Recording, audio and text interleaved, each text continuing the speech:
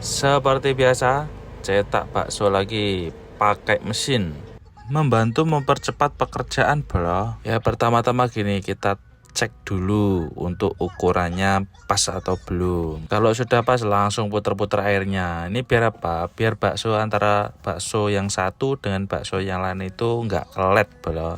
Ada juga yang nggak perlu diputer-puter gini, dan dia dandangnya bawaan dari pabriknya persegi panjang itu, tapi memakan tempat ya, jadi nggak tak pakai. Nah, biasanya kebutuhan bakso kerikilku ini 3 atau 4 batang aja udah cukup. Nah, ini udah mulai kelihatan bentuknya belo.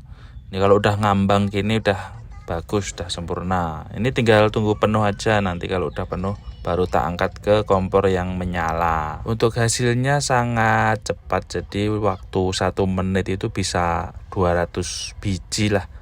Kalau 3 menit ya 600-an biji bolo.